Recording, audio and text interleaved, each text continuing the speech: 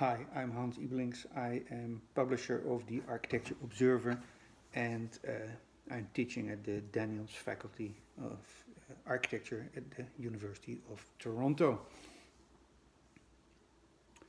Like in other Central American countries, it seems that modern architecture in Guatemala is driven by a familiar set of complex internal and external motivations. Accommodating growing populations, managing rapid urbanization, shaping developing societies, and finding ways to use architecture as a tool to represent a modern nation. Architecture is usually playing this double role of being the expression and the product of a society or a nation state, but there's a third aspect that architecture is also the reflection of society's dreams, aspirations, and ideals. Even if modern architecture constituted only a fairly small percentage of the total building production in Central America and in Guatemala as well, it certainly punched above its weight in terms of symbolic significance. Often, the modern projects in countries in Central America functioned as an emblem for the desired societal, economic, and cultural developments as aspirational placeholders for a future state of modernity. Modernism and modernity in Central America and South America differ from their Western European and North American counterparts. As Mauro Guillen has observed in his article Modernism Without Modernity, Latin American modern architecture flourished in environments without a pre-existing modernity of an industrial production. The argument here is that Latin American architecture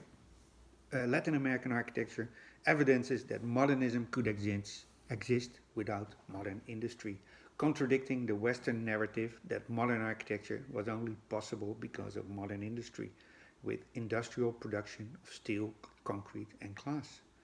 Guillen opened the possibility to see the existing modern architecture without and disconnected from the industrial production of its materials, which is an interesting point given that many of the most successful examples of modernism are indeed not the product of a highly developed industrialized society. Rather, many exceptional modern projects predate the maturity of sophisticated industrial production. They deliver somehow and in equal parts the promised futures and the future promises. This could lead to a sweeping statement that modern architecture in Central America has always been more modern than the building industry it had to rely on. Perhaps this applies to societies as well, with economies mostly relying on agricultural production.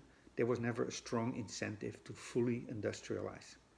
Yet, despite the absence of large-scale industry, there was a large-scale territorial impact of modernization, with the creation of infrastructural works, waterways, railroads, and highways to open up Central America for commercial exploitations and continental connectedness. The most exceptional projects in this respect are the Panama Canal and the Central American stretch of the Pan American Highway.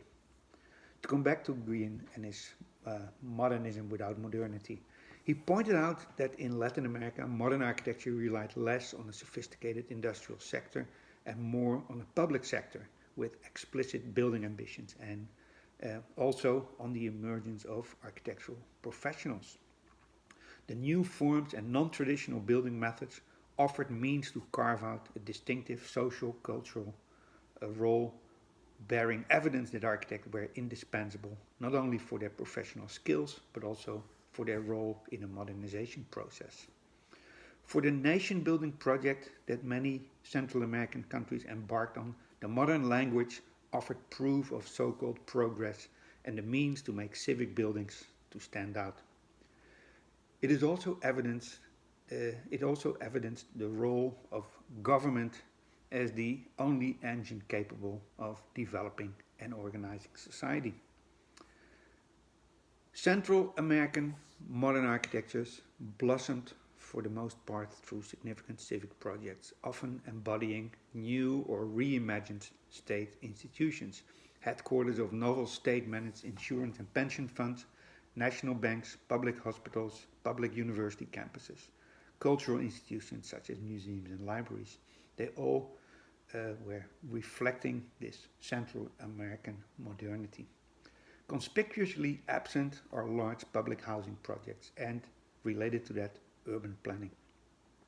This focus on civic buildings hints at Central America's third way in the world of modern architecture, whereas European, Mexican, and South American modernism is strongly connected with urban planning and social housing, and North American architecture, predominantly corporate, the strength of Central American modernism is mainly its institutional nature.